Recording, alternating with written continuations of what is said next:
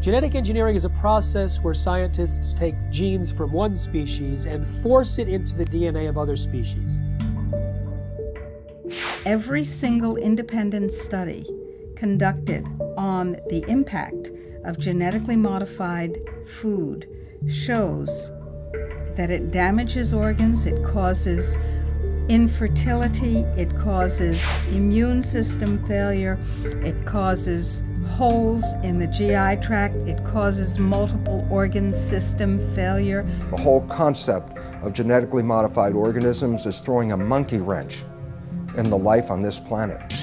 What if we could produce more yield on the same amount of land, squeeze more water from a single raindrop, conserve natural resources while caring for the environment? Monsanto is the company that told us that PCBs were safe.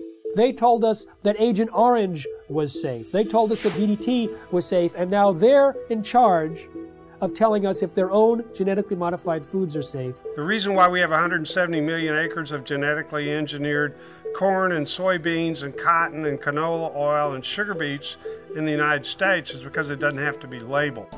The first genetically modified animal, a salmon, may soon be approved for human consumption. Both these fish are 18 months old, but the larger genetically engineered Aqua Advantage salmon grows twice as fast as the regular salmon. There has not been sufficient animal health testing, human health testing, or environmental impact testing of these new transgenic fish. Basically, they've taken agriculture and built an industrial model which doesn't fit nature. So instead of changing their agricultural model to accommodate what is natural, they're changing nature to accommodate the industrial model. If you have an organic corn crop that sits next to a genetically engineered corn field, and it happens to tassel at the same time, and it happens to be downwind, you're going to get your crop contaminated. The rest of the food supply is contaminated.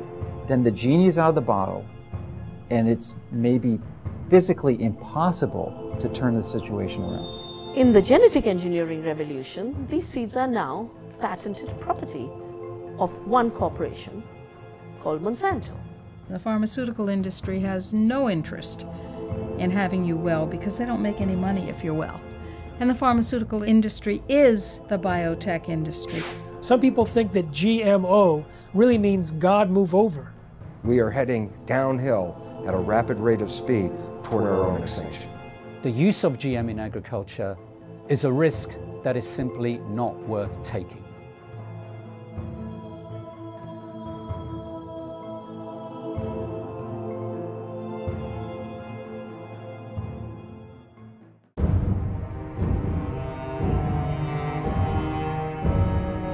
Any scientist that looks into the research or the lack of research on the safety of genetically engineered food comes to the conclusion that these foods should not be on the market. They need another decade or two of research. Monsanto is the company that told us that PCBs were safe. They were convicted of actually poisoning people in their town next to the PCB factory and fined $700 million. They told us that Agent Orange was safe. They told us that DDT was safe, and now they're in charge of telling us if their own genetically modified foods are safe. Because the FDA doesn't require a single safety study, they leave it to Monsanto.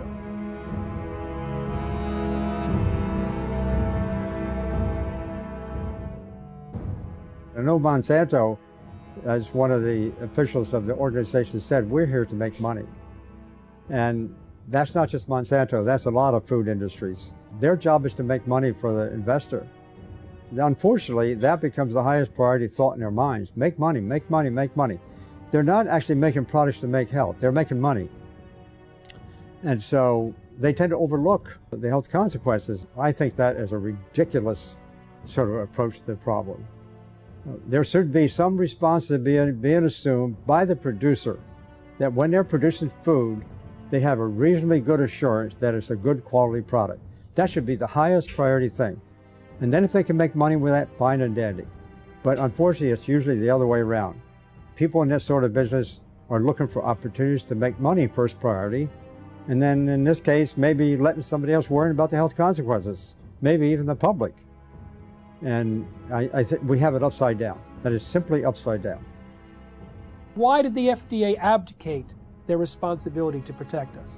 The White House had instructed the FDA to promote biotechnology under the first Bush administration. And so the FDA created a new position for Michael Taylor, Monsanto's former attorney. So Michael Taylor was in charge of policy at the FDA when this GMO policy was created, and then he became Monsanto's vice president, and under the Obama administration was put back in the FDA as the U.S. food safety czar.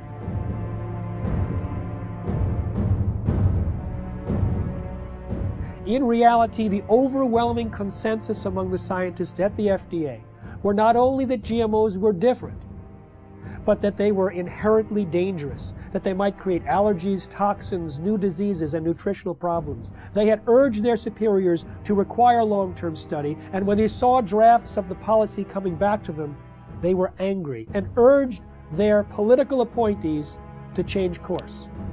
But Michael Taylor and the political appointees ignored the science, ignored the scientists, denied the existence of their concerns, and set forth a policy that allowed GMOs to be put on the market in a way that creates unprecedented risk for human beings and the environment. The FDA is composed of smart people, but they're smart people with a conflict of interest. They're smart people who make their decisions based on what will support their financial needs or their academic needs, not what makes scientific sense. What you can do with GMOs is basically engineer food in ways that make it most profitable from the company's perspective. But from the company's perspective, whatever negative aspects of that might exist are simply irrelevant. And more than being irrelevant, the company is motivated to try to suppress knowledge about those negative aspects. The company is motivated to try to suppress government attempts to regulate in relation to those negative aspects. The company is motivated to try to infiltrate government and lobby government. I mean, when you look at the Clinton administration, Bush Sr., Bush Jr., and Obama, you look at various high-ranking positions in the administrations of all of those presidents, you find people who have worked for Monsanto. Most people don't realize that Monsanto has been around for about a century. They've acquired lots of resources, and they are very clever and sophisticated. They know how the game works. They understand lobbying. They understand bribery.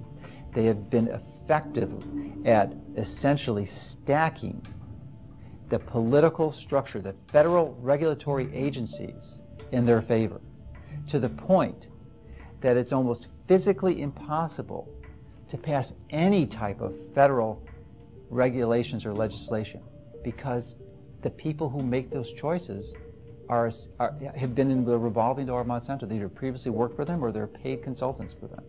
The governments now, wherever they are dependent on corporations. Who are these governments? Who are these companies? Corporations. Telling people what to do, what to eat, what to feed their children. We are people, we're the children of God. We have constitutions, we have our constitutional rights to eat and feed our families that nature produces. They say, no, we don't have that right. In fact, we're going to force that on you. It's the FDA and the USDA who helped lead the charge for these new food safety bills. There's nothing in those bills to protect you. It's there to protect the genetic engineering industry. And unfortunately, if we don't stop this, you won't see organic farmers. The laws in the bills currently are so strict, so arbitrary, that if you are a small organic farmer, you can't meet their requirements for safety. As a result, you'll go out of business. Not a single human being on earth gets up and says, boy, I can't wait to go to the supermarket and buy a GMO food. And why is that? That's because after 30 years and hundreds of billions of dollars of public and private investment, they haven't been able to come up with one thing in this food that actually helps the consumer. No better taste, no lower price, no more nutrition, nothing, zip, zero, nada. 85% of all the genetically engineered crops in this country and around the world are designed so you can soak them with weed killers, toxic herbicides. And who are the big companies that do this? Come on, you know who they are. Monsanto, anybody, what? Who else? DuPont, Dow Chemical, Syngenta, Bayer. What kind of companies are these? Chemical companies. As the chemical seed package has spread, and now with genetically engineered seed that originally was free in India because it belonged to the farmers, or was low cost because it was released from the public sector universities that did seed breeding. In the genetic engineering revolution, these seeds are now patented property of one corporation called Monsanto. They take genetic material, either DNA or RNA, and insert it using very sophisticated techniques and create an artificial life form, a transgenic species that is impossible to reproduce in nature because the reproductive organs don't match. And as a result, once this form is created, here's the danger. It can cross-pollinate, it can contaminate the traditional crops. Percy Schmeiser was a farmer in Canada who was contaminated by Monsanto's genetically modified seed. Well, he realized he'd been contaminated because he used some of this herbicide to kill off weeds around utility poles on his property. When he saw some of the seed did not die from the application of glyphosate, he knew it must be genetically modified. Well, he didn't do anything to purge his property of that contaminated seed. It would actually take 3 years of taking your crops out of use before you could completely purge them of the genetically modified seed. He decided he didn't want to do that because that would be costly. So he saved his seed for planting the following year, and Monsanto said, well, you now knew that you had genetically modified seed. You saved it for planting a second year. That's infringement.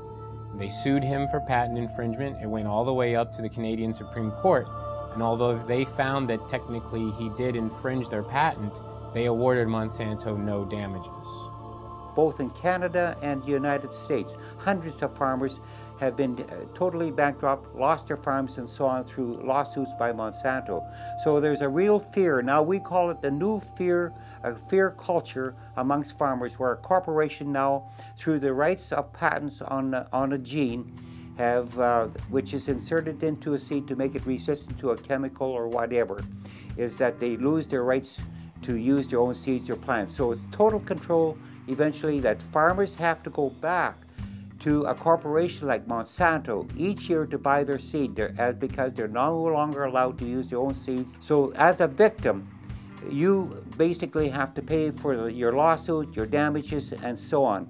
So farmers become victims and they have done nothing wrong because they were contaminated by a neighbor, by whatever means, by pollen flow, by seeds blown in the wind, transportation, and so on. So it doesn't matter how it happens. If you are contaminated, it's over and it's over.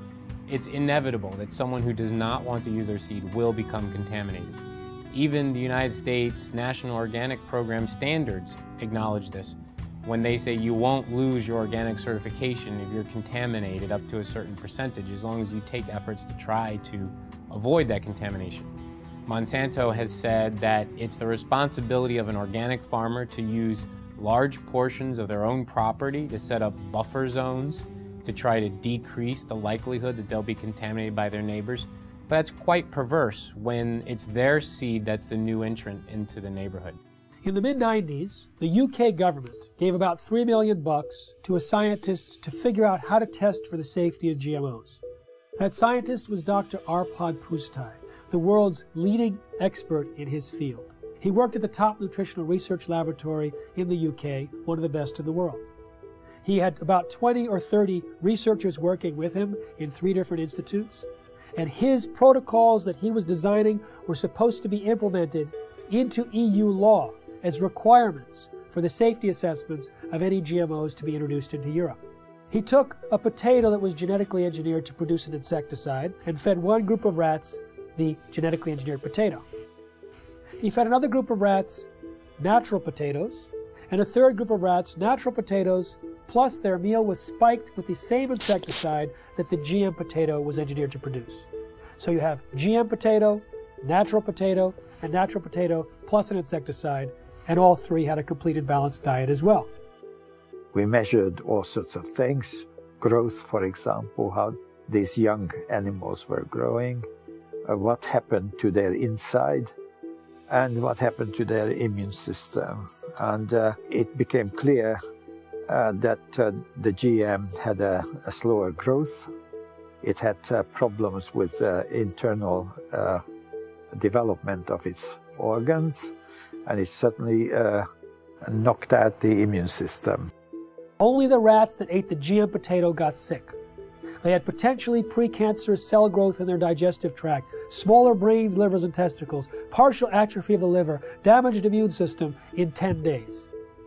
What was the cause of that damage? It was not the insecticide, because the group eating the insecticide did not have the problem. It was understood that it was the process of genetic engineering itself and the unpredicted side effects that caused this profound damage to every system and organ studied.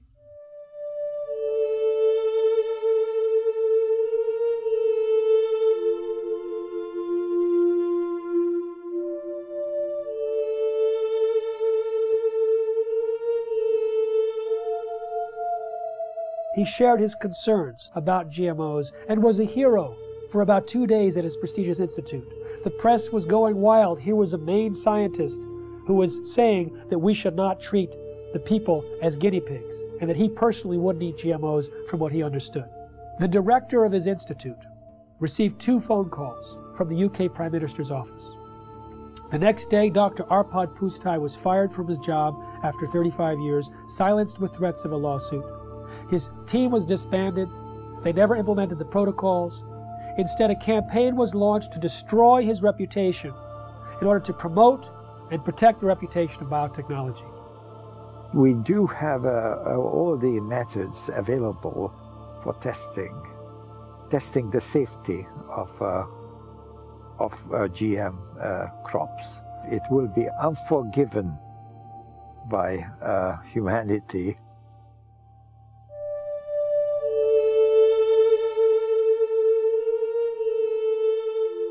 Monsanto's scientists found bacteria growing in a chemical waste dump near their factory in the presence of Roundup herbicide. Now, Roundup normally kills bacteria. This bacteria was surviving. They said, great, let's put it in the food supply. So they took the gene from the bacterium that allowed it to survive the Roundup and put it into soybeans. And now those Roundup-ready soybeans can be sprayed with Roundup herbicide, and they don't die, just all of the other plant biodiversity in the ground dies. The active ingredient in Roundup is called glyphosate. Glyphosate was patented in 1964, not as an herbicide, but as a broad-spectrum chelator. It hugs a lot of different minerals that are needed and does not allow the plants to access them. It also destroys some beneficial microorganisms in the soil, which normally provide nutrients to the plant. It also promotes pathogenic organisms in the soil, which then overrun the plant. And so it creates weaker plants, stronger disease, and the disease does the killing. Now, what do the livestock in the United States eat? They eat largely Roundup-ready crops. Roundup-ready soy, corn, cottonseed, canola mash, sugar beet pulp, and soon alfalfa. So a huge percentage of their food intake is Roundup-ready crops. Now remember, Roundup pulls the nutrients out of the crop. It makes them unavailable. So now we have millions of livestock eating nutrient-deficient food. And what do we eat? We eat plants and we eat animals and take their milk. So it turns out it's a perfect storm now, not just for plant disease, but for animal and human disease. When 44,000 secret FDA memos were made public from a lawsuit about the subject of genetic engineering, the director of the Center for Veterinary Medicine made it absolutely clear that GMOs in animal feed had a unique danger. Toxins can bioaccumulate in animals and in their milk. And so if there were toxins in genetically modified feed, then we might have higher levels of those toxins in the animals that eat the feed or in their milk or other products from those animals. All our food, 90% of Canadian crops, American crops now are produced by genetic modification, or at least they're contaminated. with genetically modified corn, genetically modified soybean, genetically modified everything. 95% of all the genetic modifications are done in order to allow the plants to survive more chemicals being sprayed on them and to allow the animals to survive more drugs being put into them. And of course what happens is that when their genes are changed, our genes are changed by consuming them, just as the super weeds and the super bugs are genetically altered by consuming them. The bug eats the plant, its genes change. The animal eats the plant, its genes change. We eat the animal or the plant, our genes change. Our babies' genes change, and the change is permanent. They do not want you to know which products you're buying in the grocery store might contain genetically engineered ingredients. They say that label would confuse consumers. They say there's no difference between genetically modified foods and non-GMO foods. Well, that's absurd. That's what the word modified means in genetically modified. It is modified, it is different, and it is, in many ways, a threat to the health of the people of our nation and people around the world. Genetic engineering is a process where scientists take genes from one species and force it into the DNA of other species. Even though there's been very little study on the health dangers, there's been sufficient evidence of harm to cause the American Academy of Environmental Medicine to say all doctors should prescribe non-GMO diets to everyone. They say that the animal feeding studies link GMOs to reproductive problems, immune system problems, accelerated aging, organ damage, gastrointestinal distress, dysfunctional regulation of cholesterol and insulin, to name a few. If you take the gene of a cow that helps it to produce milk, that produces a hormone called the bovine growth hormone, and if you take that hormone and you start injecting into the cow, the idea here is then the cow will produce more milk. The companies like Monsanto and Eli Lilly, who invented this hormone independently, and they said there's nothing wrong in doing that because it's substantially the same hormone that the cow produces. That is wrong. Because even if you take natural bovine growth hormone and you give injections of it to cows, then the cows will get sick. Just like if you took human insulin and you started to inject human insulin back to people, they will get insulin shock, they could die. But the cow receiving this hormone will actually be sick. It'll have pus in its milk because it's producing too much milk. The teat canal of the cows will get infected, will have to be treated with antibiotics. When the Canadians were evaluating bovine growth hormone, the senior scientists there testified before the Senate that Monsanto had offered them a bribe of $1 to $2 million to approve RBGH without further study. They say documents were stolen from a locked file cabinet in the government's office, that they were being pressured to approve the drug, which they thought was of questionable safety. What we have is rigged research, hijacked regulatory agencies where many people at the agency, at the FDA, that was approving this bovine growth hormone were from Monsanto. Monsanto's former attorney, 2 former researchers. In fact, Richard Burroughs, who was an independent veterinarian working at the FDA, he was fired.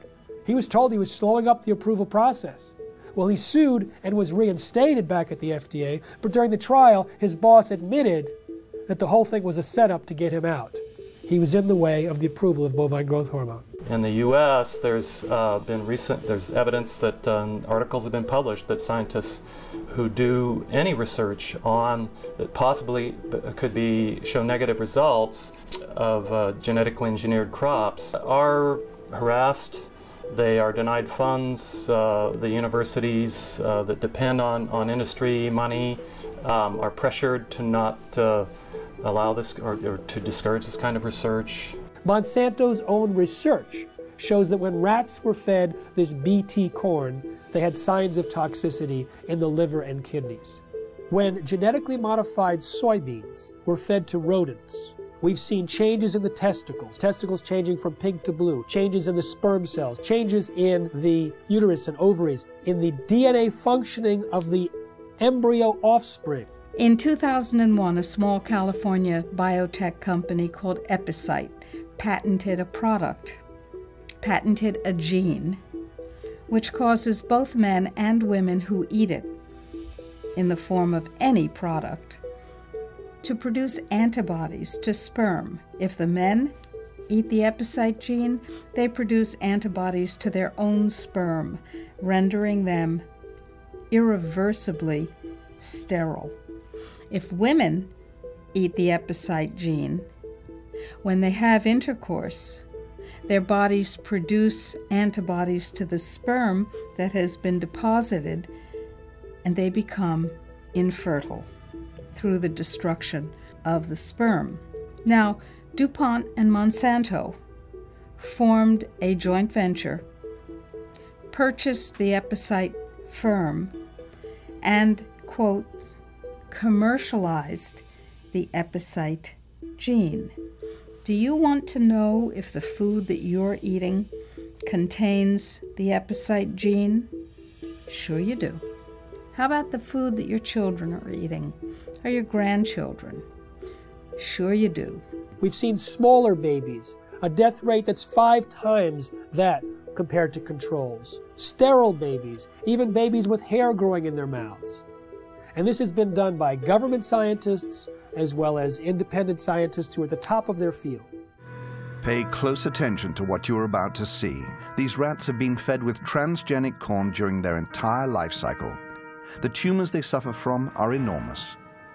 The study that revealed the effect of the GMOs on the health of these rats has just been completed. It lasted for 2 years. We spent over a year trying to obtain transgenic corn because no GMO manufacturers were willing to provide them. This is because Monsanto requires contracts to be signed stipulating that the seeds must not be used for testing. We wanted our study to be independent. Every rat was dissected to identify the way each diet, GMO, GMO and Roundup on its own, had acted on the metabolism of each animal, focusing on the development rate of the tumors that only start to manifest themselves after the initial 3-month period. Each step up represents a large tumor, which can measure 17 millimeters by 17 millimeters. 94% of them take effect in the mammary glands, which would equate to breast cancer in a woman. We are faced with renal tumors for the males. Some males also suffer from mammary tumors. One could have thought that the main cause of death was coming from the pesticide added to the corn. But what the study highlighted, and this for the first time ever, is the fact that the transgenesis itself could have killed the rats. What this means is that just by interfering with the genome of the plant in order to modify it, we are faced with repercussions that no one could have anticipated. This is enough to make us reconsider all the scientific precepts that led to the creation of GMOs. We realized that GMOs without any Roundup residue were responsible for an increase in the death rate of females and of some males. This is the GMO that is being eaten by the Americans, but also the GMO that has been approved for importation by European agencies, and that contaminates our food. When they allow animals to graze on the cotton plants after harvest in India, for years and years there was no problem. When they introduced this Bt toxin-producing cotton, thousands of sheep died, buffalo died, goats died. I've interviewed the people myself, seen pictures of their dead animals. These animals were successfully grazing on non-Bt cotton plants for years. In one case, 13 buffalo grazed on Bt cotton plants for a single day, and within 3 days they were all dead. Unfortunately, there's not sufficient follow-up. One small non-governmental organization pleaded with the government in India, please do some research on these animals. The government refused. They pleaded with universities offering to pay for the research themselves. They refused. So this small NGO did their own research. They put 3 sheep in one field with Bt cotton Bollgard 1, 3 with Bollgard 2, and 3 with non-GM cotton. Within a month, all 6 sheep eating the Bt cotton plants died. But 3 eating the non-Bt cotton plants had no symptoms. But their research was dismissed because it wasn't a government agency or a university. So we have a situation where the evidence is there, but it's not being paid attention to because it's being drowned out by the big bucks and the biotech industry with their tobacco-type science and their distortion and denial of the facts. Unfortunately, Monsanto's lobbying power and their financial weight, they are able to use corrupted corporate science, something that I call cigarette science, to get these products slipped into our food stream. The only human feeding study ever published on GMOs showed that the gene that was inserted into the soybean transferred into the DNA of the bacteria living inside our intestines and continued to produce that protein. So if it happens to be an allergen and you're allergic to it, you may be continuously triggered over and over again by the production of that allergen from within inside your own intestines. When we look at the quality of the nutrients in our soil, we see that that has become actually a victim of industrial agriculture, which destroys the microorganisms in the soil and then puts in a few nutrients as if that were enough to provide a healthy diet. It turns out that the current industrial agricultural model was based on surplus military products after World War II. They had extra bomb-making material that worked as fertilizer, so they created the synthetic fertilizer industry. They had excess nerve gas that they could use as insecticides, so they created an insecticidal industry. And by steering the farmers and the land-grant universities and all the population towards these high-input, corporate-driven agricultural models, we actually stripped away some of the health and some of the nutrients that were vital and are vital to the health of the people and of the livestock. The plant's ability to absorb nutrients out of the soil is restricted with GMO seeds and plants. And that's why the nutritional value is going down, and that has become a very big concern. And there's a very big concern that many of our foods that we eat, nutritional value contents have to be rechecked because it has changed. It alters the structure of a plant when you put a GMO gene into a plant. So you no longer have the same type of plant and you've changed the makeup. Monsanto is the only company I know of that doesn't want you to know you're buying something that has their technology inside it.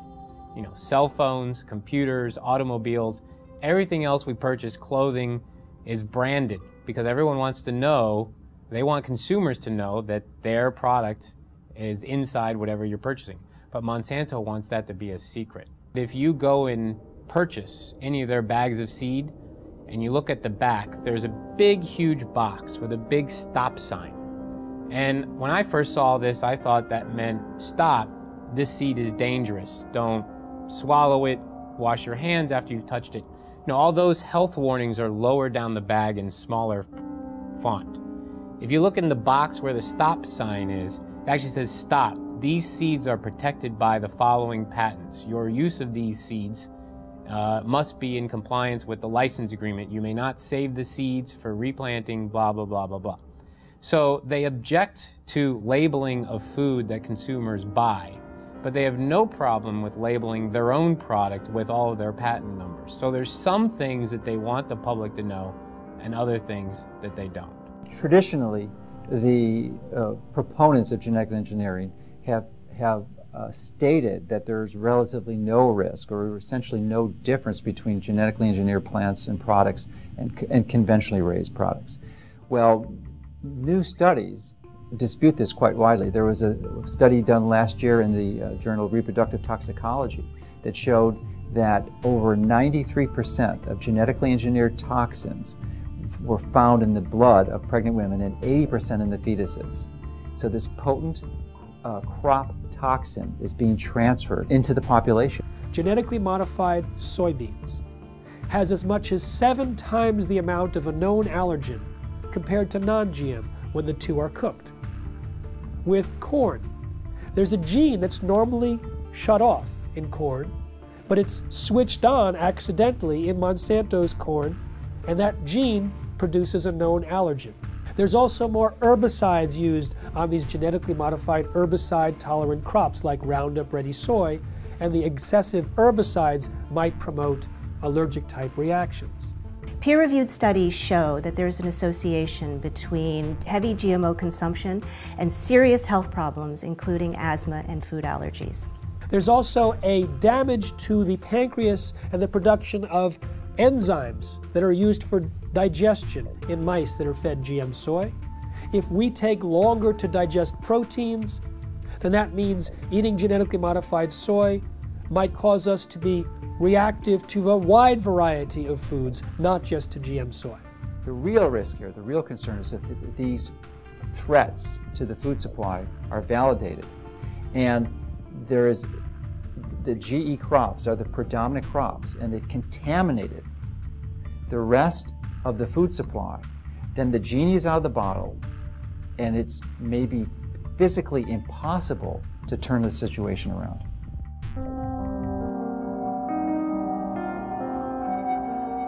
There has been no long-term research on the concept or consequences of what this genetic modification does, not just to us, but to the environment. And right now, from all the research that's showing up, it says this has a very negative and profound effect on destroying the environment in which we live. So therefore, I find it senseless that the government would support and condone genetically modified foods without even having the basic research to understand the liabilities involved in creating these monster organisms and putting them into our world. The conversation in Europe and in countries in South America and in Asia is much more sophisticated in terms of its understanding of science, the importance of independent peer-reviewed science that isn't contaminated or corrupted by corporate influence. Here in the United States, you know, the birthplace, the bedrock of the free market system and democracy, we are having our rights corrupted by corporate influence. The major impact that Monsanto has, their ability to get their products approved with minimal scientific oversight and minimal review of these products for human health testing, is really an abomination. The entire scientific foundation underneath genetically modified organisms is false, because organisms are not genetically determined. And when we understand that, we recognize that the only way to create crops that will benefit humanity is to understand nature herself and learn to live in harmony with it. And this is a completely different approach than humans have had for the last couple hundred years, where we always thought, oh, humans' job was to control and dominate nature. In that process, we are now leading the world into the 6th mass extinction of life on this planet. 5 times in the history of this planet, life essentially got wiped out and started all over again. The 5 previous mass extinctions are attributed to things like comets or asteroids hitting the Earth and destroying the environment. We are now deep into the 6th mass extinction of life on this planet. We are losing species of organisms faster than even in the previous 5 mass extinctions. But the source of the problem is much closer to home than a comet or an asteroid. Science has recognized that it's human behavior that is undermining the web of life. Rather than trying to control nature, our mission is actually how to learn to live in harmony with nature. The FDA, which treats the American people as slaves, knows that if people knew the truth about how healing their foods can be and how dangerous the processed foods really are with all their chemical contaminants and their genetic modification, if people knew the truth, they would demand food freedom. They would demand access to healing herbal therapies and healing dietary supplements. They would demand that the FDA back down from its intimidation campaigns that have been leveled against producers of dietary supplements and herbal remedies and raw dairy products and so on.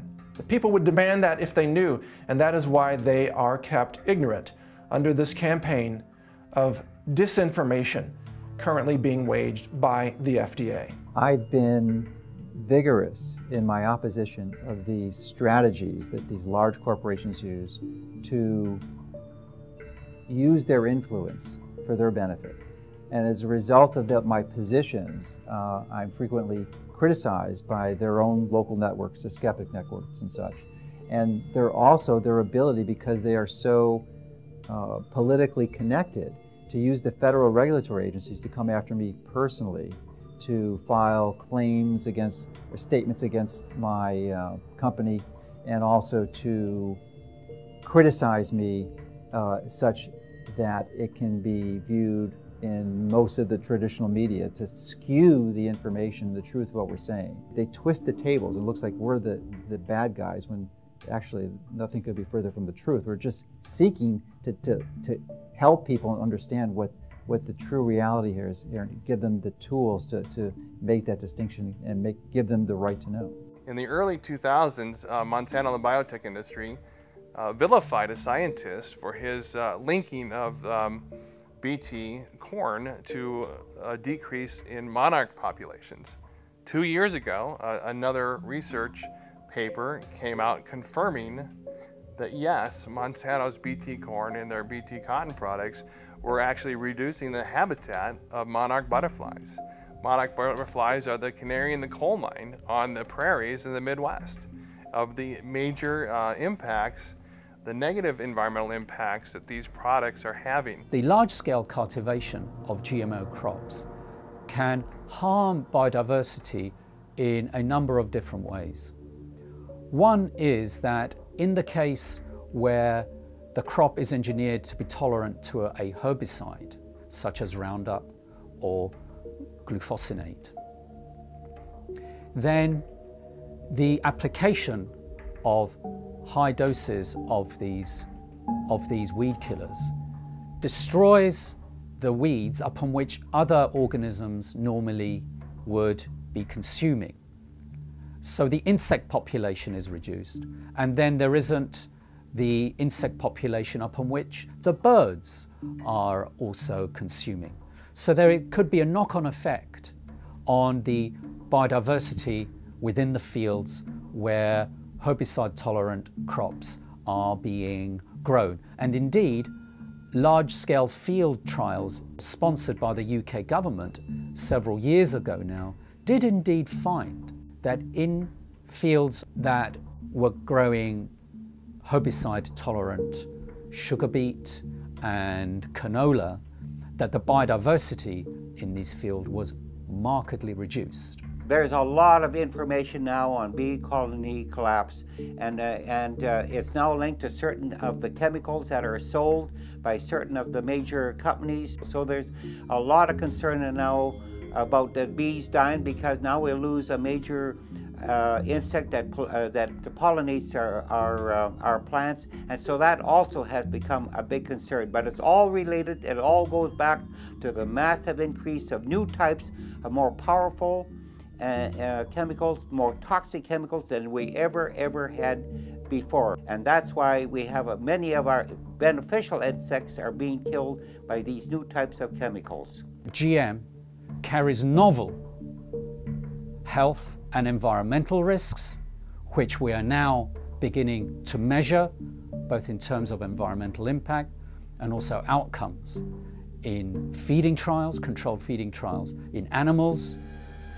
Then I feel that the use of GM in agriculture is a risk that is simply not worth taking.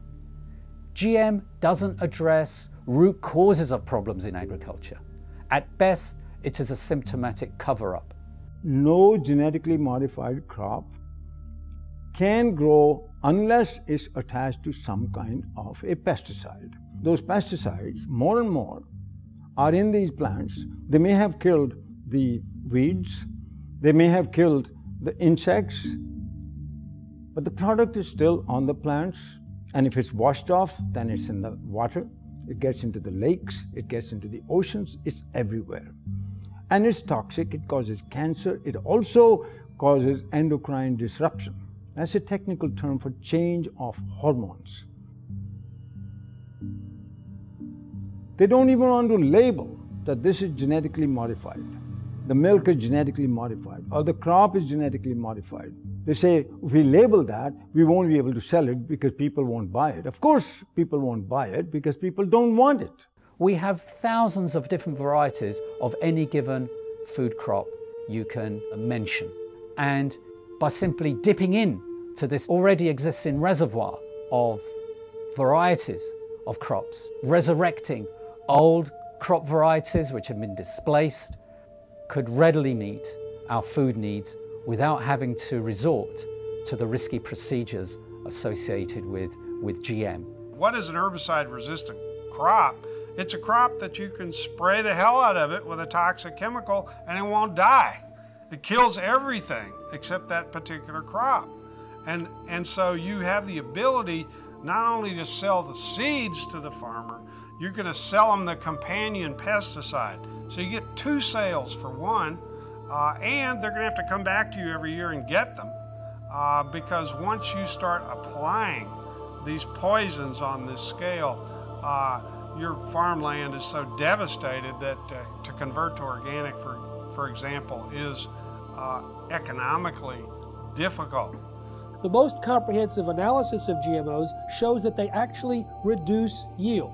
But sustainable technologies, they can increase yield by an average of 79%. What BT corn does and BT soy does and what Roundup Ready does is it decreases labor. It's labor saving, as if we need less farmers in this country. And we have a limited planet, so more people farming is the key to higher yields, not chemicals. GMOs are stealing the money away from these more appropriate technologies. We have more food per person than any time in human history. We have enough food grown to feed 11.3 billion people. What we don't have is the ability for people to access that food, and so it's not a silver bullet of increased yield that the biotech industry tries to sell us. The ISTAD report proved that organic and sustainable agriculture had the same and higher yields than conventional, chemical-intensive, genetically engineered crops. These herbicides are actually having a major impact in killing the beneficial soil microorganisms in the soil, which actually not only add to the yield gains, but also the nutritional value of these plants. Cotton production has increased in this country because of acreage, not because of the BT technology. Rice and wheat production increased in India because of irrigation acreage. Land and water account for it, not the seed and the chemicals. In fact, the seed and chemicals have created a scarcity. First, the new seeds had to be grown as monocultures, so you had less food. Today, we are importing pulses from Canada, from the United States.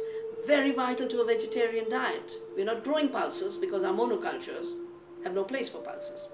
Pulses give you free protein. Pulses give you free nitrogen fixing. All of that was wiped out. Oilseeds, farm trees, agroforestry. The water use of this so-called Green Revolution was 10 times more compared to equivalent farming systems. One huge problem with the GMOs is that they have completely blown out conventional breeding in our land-grant colleges. And we only in this country have 10% of the vegetable seeds that were available to our forebears 100 years ago. Our seed stock is going down the toilet, and we can't even use our land-grant colleges to breed in a standard way because there's no money for it. And that is a huge, huge, huge threat to the future of agriculture, to lose the skill of breeding standard, which is in fact what all that food you see on your grocery shelves, all those vegetables came from thousands of years of farmers sharing their seeds.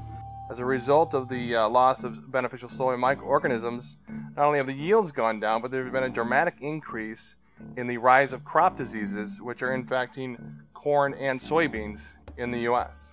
We're sacrificing, our soil just because it's an easier way to farm. And trying to convince ourselves it's more economical, but it's not. I'm seeing neighbors' fields who've been doing this stuff for 15 plus years.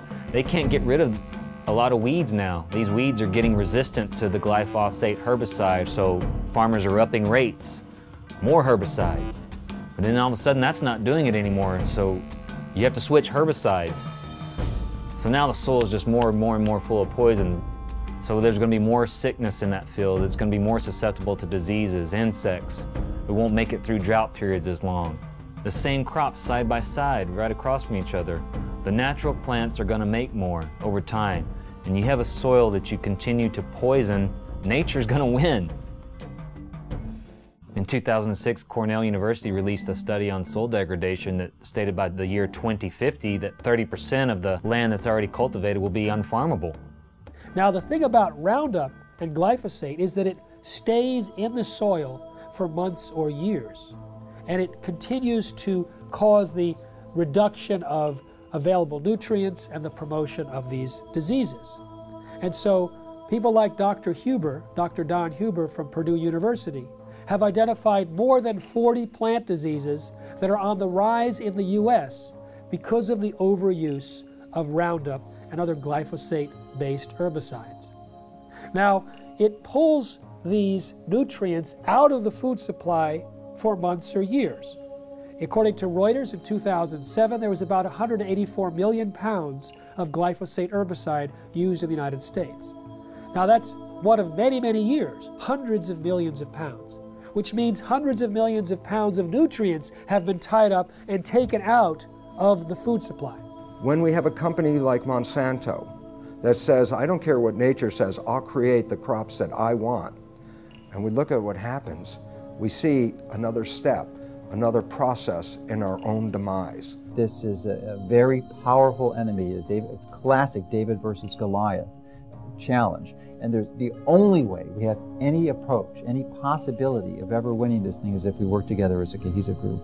The whole concept of genetically modified organisms is throwing a monkey wrench in the life on this planet. And until we change that, we are heading downhill at a rapid rate of speed toward our own extinction.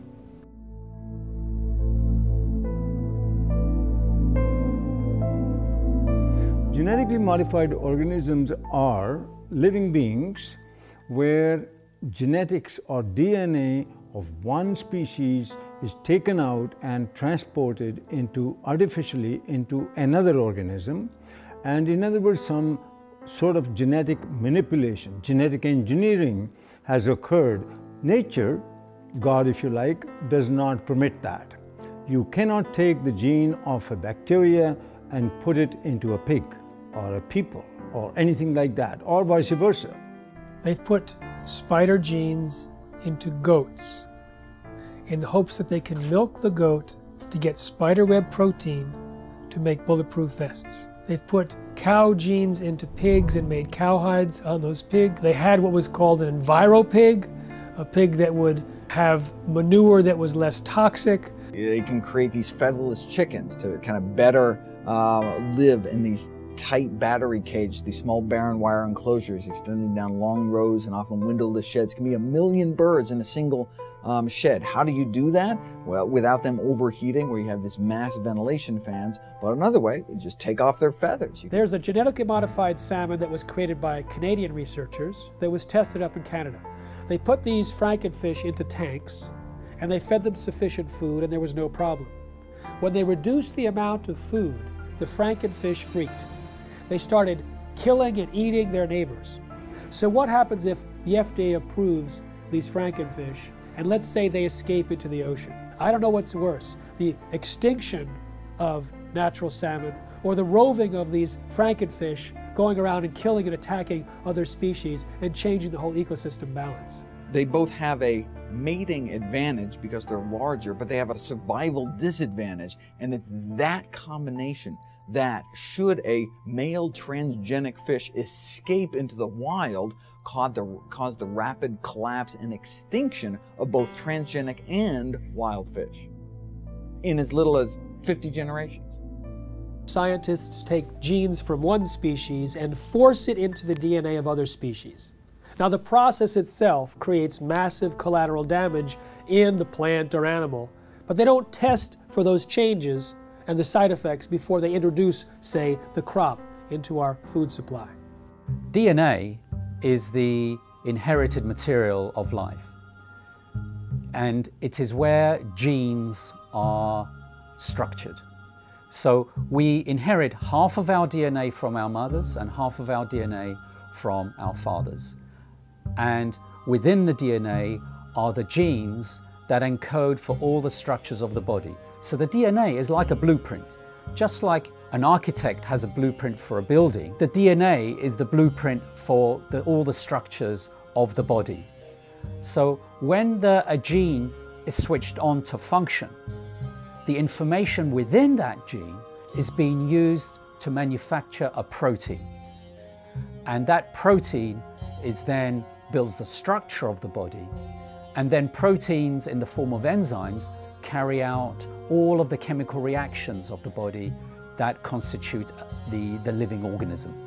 When the GM gene is introduced into the plant, the genetic engineer has no control over where the GM gene integrates or splices into the DNA of the plant. And the effect of this is that the GM transformation process as a whole actually is very disruptive on the DNA structure and function of the organism. As a result, very unpredictable and potentially hazardous outcomes. Because if you disturb the balance of gene function, remember the gene function is controlling the structure and the biochemistry of the organism. If you disrupt the balance of gene function, you disrupt the biochemistry. And if you disrupt the biochemistry, you run the risks of creating novel toxins, novel allergies, as well as a disturbance to nutritional value. These types of outcomes resulting from the disruptive effect of the GM transformation process have been observed, are observable, and they're genuine. With our understanding of epigenetics, the new science of how environmental signals control our genes, we're introduced into the chemistry of where do the signals come from that select the genes and modify our genetic activity. Well, we used to say everything was due to the genes, but now we find there's a class of molecules called microRNA. They're very small RNA molecules, and they're found in all the cells. And these microRNA molecules are molecules that adjust the reading of our genes. And well, a new understanding has been found about the microRNA molecules. And when we eat food, the microRNA from the food is picked up by the digestive system and not broken down. The microRNA is taken into our own body intact. And now what they followed is the microRNA from food ends up in our own cells, like in our liver and other cells in our body. And these microRNAs still have the same function. They change our genetics and they change our readout of our genome. And the significance is profound. It says when you eat genetically modified foods, we are eating a new class of microRNAs that have never really been in the world before. And yet, these microRNAs are picked up by our biology and adjust our own genetics. So, in a sense, the old story, we are what we eat, actually now has a biochemical foundation. And then all of a sudden it says, if that's true, then why would you risk your life eating a genetically modified food containing microRNAs that can totally distort our own biology and cause great problems in our lives? The process of genetic modification is a completely irreversible process. Once it has been carried out, it affects the reproductive cells of the organism. So any effect you have, for good or for bad, is then passed down through the subsequent generations of that particular organism. And that's true for plants and animals, indeed for any genetically modified organism. And this now has to be understood because when we eat genetically modified foods, not only does it affect our own cells like that, but we also know that the bacteria in our gut that are required for our survival, we need these bacteria. The bacteria also pick up the genetic engineered genes. And we modified the gut bacteria. And you say, well, why is that relevant? Well, not only do we need the gut bacteria for our survival, but the gut bacteria change our genetics. Information from the bacteria is picked up by the digestive cells and adjusts the digestive system cells to be compatible with the bacteria in our gut. There is a dialogue and a communication. If you alter the genetics of the gut bacteria, by definition, you've completely altered the development and genetics of our own cells. Way back in the 70s, they developed this grand vision of being able to splice in high yield and drought resistance and all sorts of, pest resistance, and they dreamt of patenting those genes and having proprietary ownership of these genes. And during the 80s, that indeed came about from a number of court decisions. They believed they could make billions of dollars from these proprietary gene transfers to make food do certain things or crops do certain things. When the evidence came out that there were fundamental flaws in the genetics, they just did not want to know. They didn't want to do the research into these issues of food safety. and they went ahead with their development, yet they weren't doing the basic research. You see, GMOs are the product of an infant science. And now we are feeding that product to the entire population. And it's known to create unpredicted side effects, and no one is testing to see if the rise in all these diseases since GMOs were introduced in the mid-90s is caused or promoted by these GMOs. If Monsanto's patent on a gene, if that patented gene gets into any, and I'll use the term, higher life form. So what does that mean? Birds, bees, animals, and the question I have to ask, what about human life?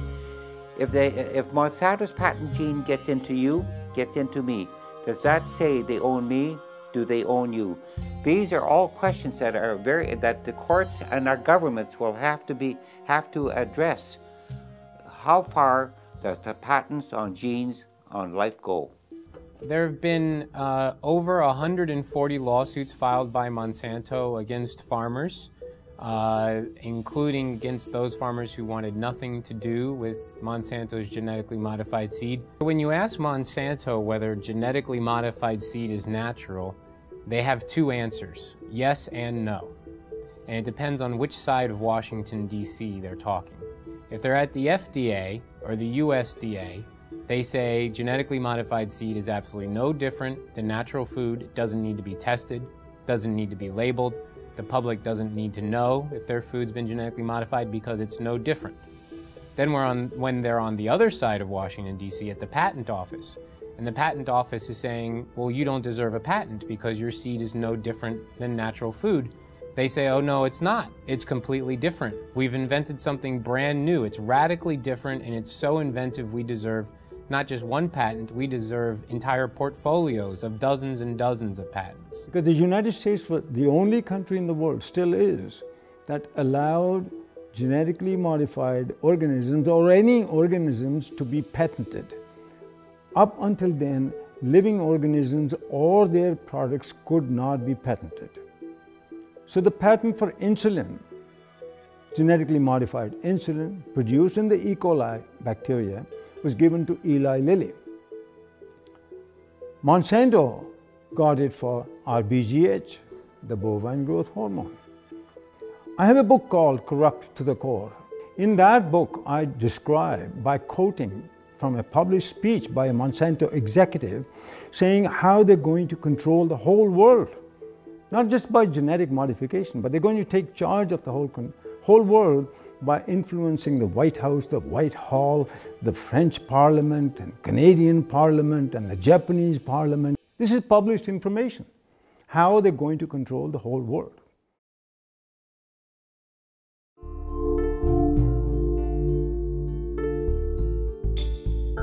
American people are beginning to become more aware and wake up to the fact that their government has been corrupted by corporations, and the food that they're feeding themselves has possibly serious human health risks. In the European Union, where labeling is required, there's almost no genetically engineered food on store shelves, in restaurants. There's almost none of it planted. Today, more than 50 countries around the world allow labeling of genetically engineered foods.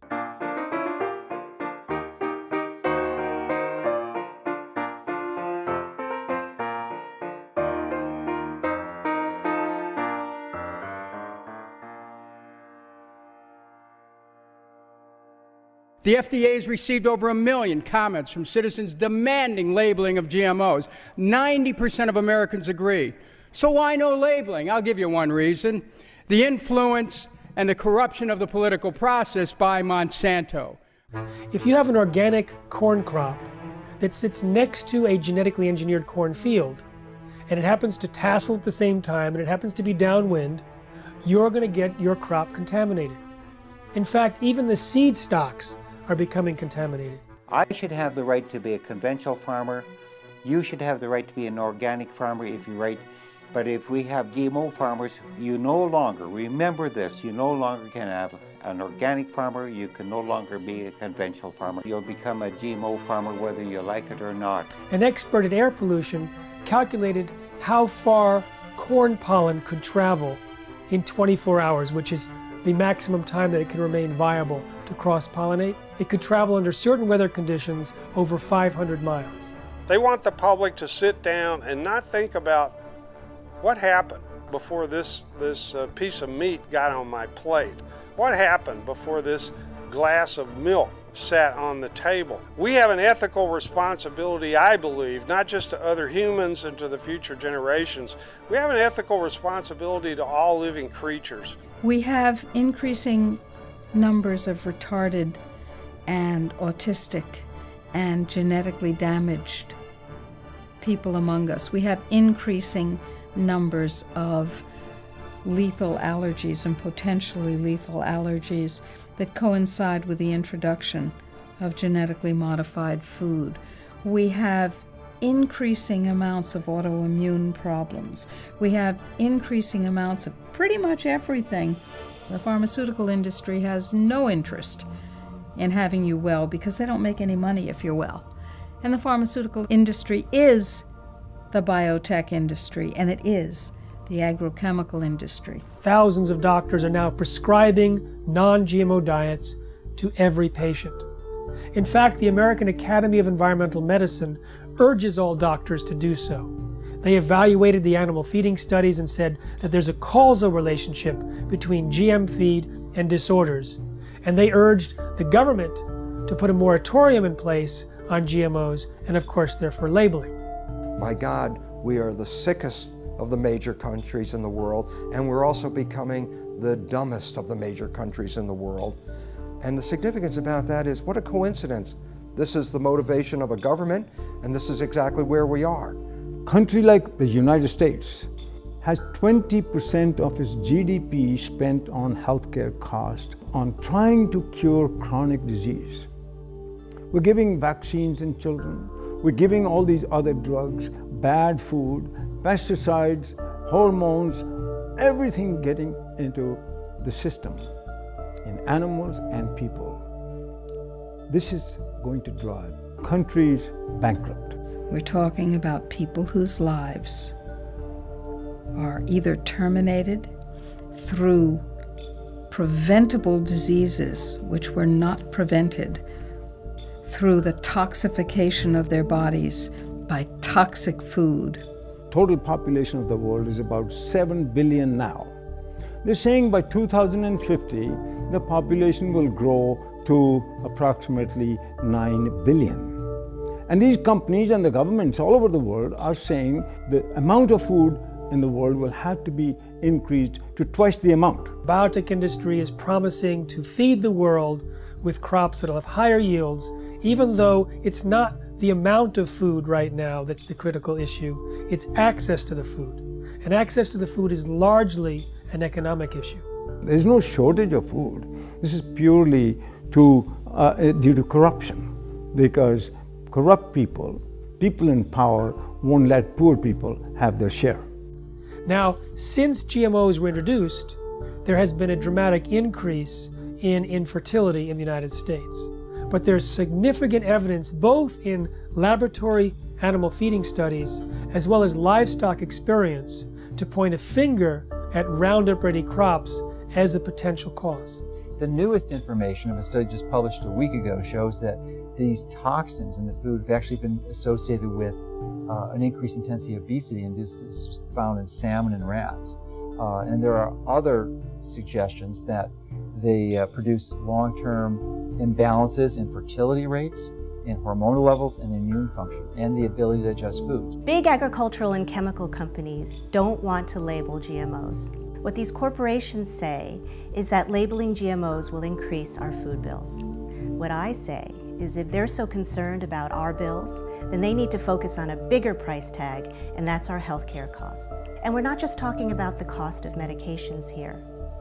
How about the cost of missed work and lost productivity when parents have to rush their child to the emergency room or to a doctor's office? And for the children, how about the missed school and summer camp? We're talking about the emotional and societal cost played out over and over again, hundreds of thousands and millions of times over.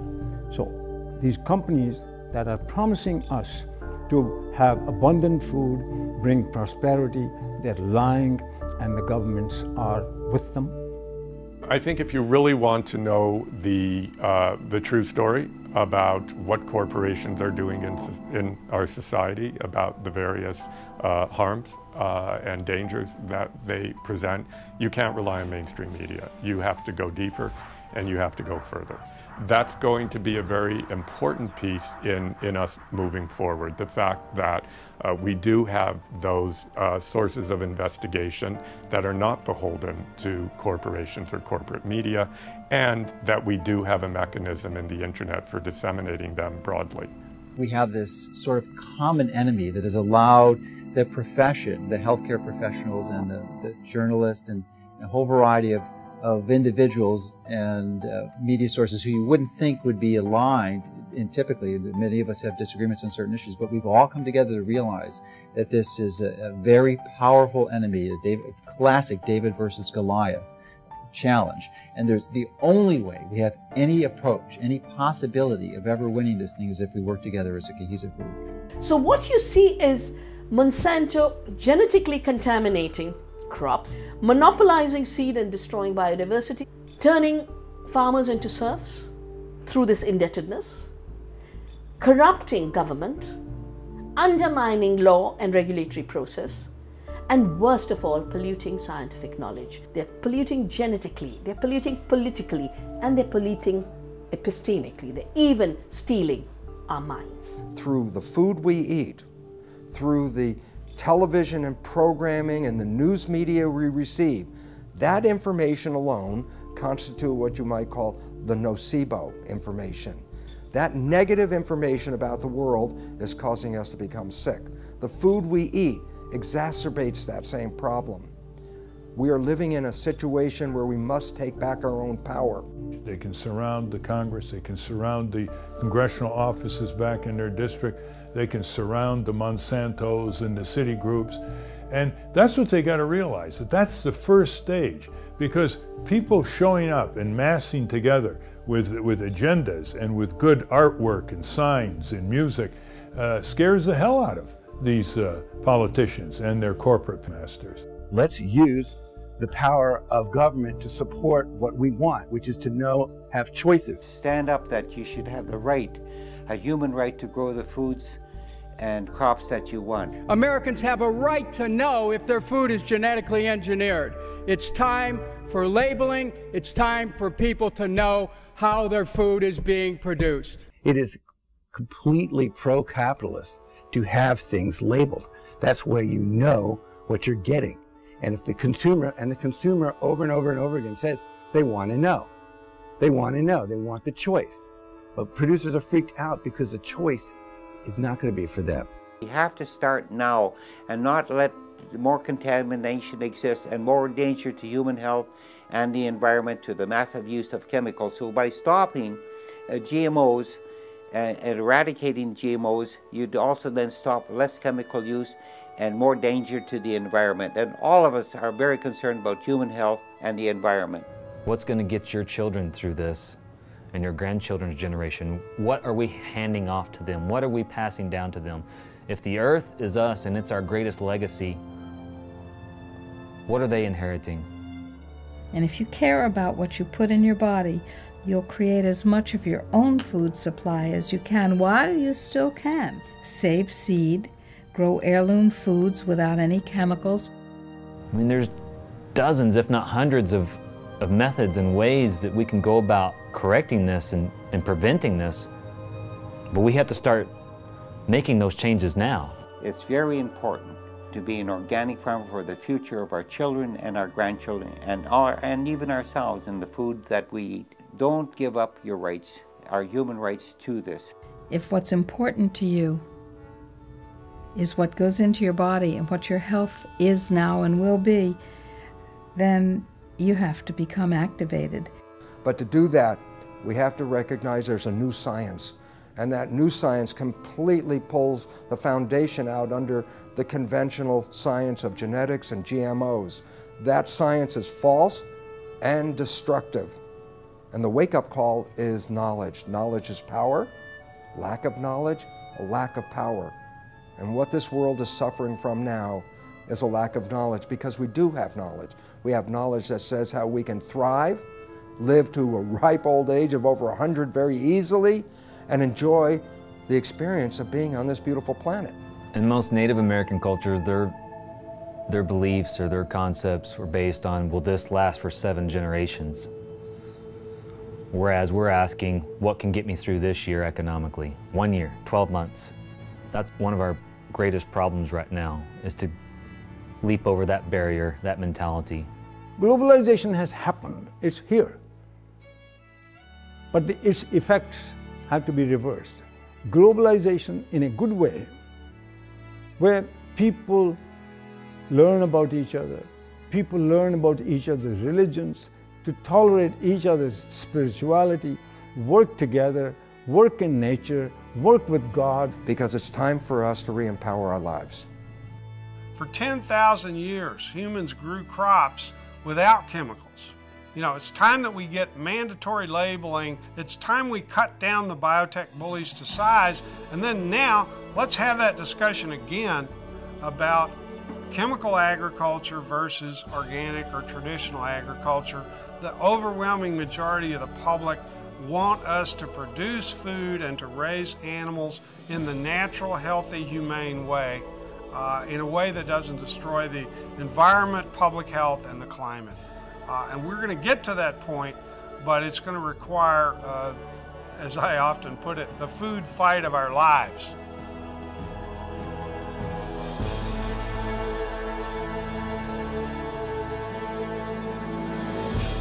I'm looking at the food that's in the grocery store. They say it's safe, everybody eat more. On second thought, I don't really know if it's made with those GMOs. So I'm looking for the non-GMO label. Before I bring it home, I put it on the table.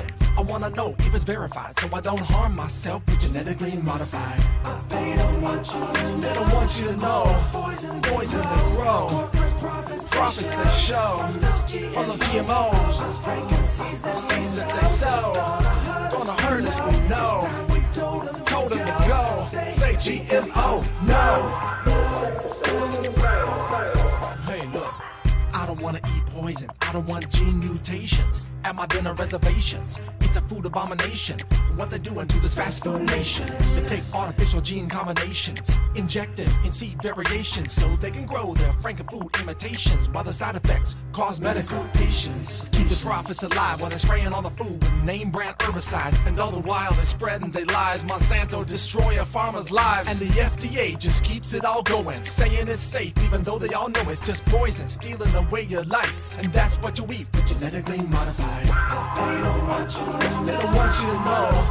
Poison they grow. Profits they show. GMOs, no. Seeds that they sow. Gonna hurt us, we know. Told them to go. Say GMO, no. FDA scientists said that GMOs might create allergies, toxins, new diseases, and nutritional problems. Allergies, toxins, toxins. And they said, no testing necessary. No testing necessary. GMO safety, that's a corporate myth. If you don't believe me, listen to Jeffrey Smith. He's the man with the plan, gonna do what he can to help us all get those GMOs banned. But we need you to lend a hand, take a stand against this food stand. It's a mission for the health condition worldwide, cause we don't wanna live genetically modified. No testing necessary. No insecticide. Living inside of us, No testing necessary. No insecticide. Living inside of us. Don't eat food unless you know what's in it. Don't believe the propaganda, the press will spin it. Affects everybody, we all up in it. Stand up to Monsanto, tell him, oh no you didn't. Reject Franken foods in the store. Demand honest labels so we can be informed. We have a natural right to know what we buying. Just say no to GMO before our farms start dying. Just say no to GMO. These corporate crooks are lying. Just say no to GMO. This time we're not complying. Just say no to GMO. We just not buying it. Just say no to GMO. No testing necessary. No insecticide. Just say no to GMO.